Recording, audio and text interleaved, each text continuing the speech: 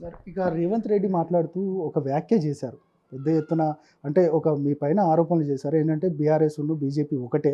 కాబట్టి అక్కడ ఒక పద్మారావు లాంటి వాళ్ళని అంటే ఒక ఒక మన మాటల్లో చెప్పాలంటే ఒక డమ్మీ క్యాండిడేట్‌ను పెట్టి ఇక పోటీలోకి దించారు. కిషన్ రెడ్డిని గెలిపించడానికే అంటూ కూడా ప్రధానంగా ఒక విమర్శలు చేశారు. దీన్ని ఎట్లా చూస్తారు అసలు? ఎప్పుడన్నా అట్లా ఉంటుందా?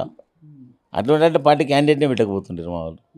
కిషన్ రెడ్డి గెలవాలంటే మాది ఒక పొలిటికల్ ఆర్గనైజేషన్ కదా. 10 ఇయర్స్ గవర్నమెంట్లో ఉన్నాము.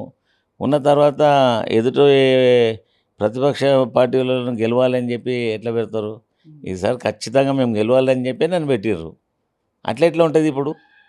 ఉండదు అది. అంటే తెలంగాణ వ్యాప్తంగా ఏదైనా పార్లమెంట్ సెగ్మెంట్ ఉందనంటే బీఆర్ఎస్‌కి అనుకూలంగా మొట్టమొదటిగా గెలిచే స్థానం ఏదన్నా ఉందంటే సర్వే రిపోర్ట్స్ కూడా మీ పార్లమెంట్ పరిధియే చెప్తా ఉన్నాయి. కానీ ఈ వ్యాఖ్యల వెనుక అంటే రేవంత్ రెడ్డి చేసిన వ్యాఖ్యల వెనకాల ఏం మతలబు ఉందంటే మీరేం చెప్తారు అసలు? మతలబ్ ఏముంటుంది? ఇప్పుడు ఆయన పీసీ అధ్యక్షునిగా ఉన్నాడు, రాష్ట్ర ముఖ్యమంత్రిగా ఉన్నాడు.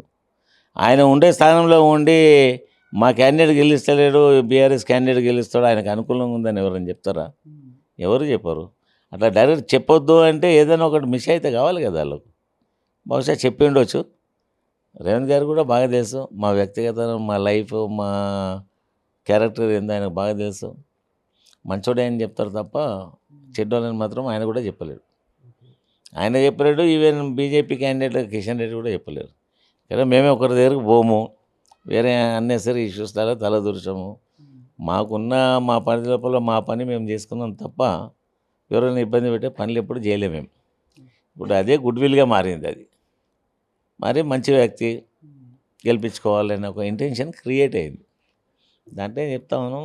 పబ్లిక్ అప్రోచ్ కూడా అవుతూ ఉంటే జనాలు అంతా చెప్తారు మంచి వ్యక్తి అంట, ఓటేసి గెలిపించుకోవాలని చెప్పి ఒక అండర్స్టాండింగ్కి వస్తూ ఉన్నారు.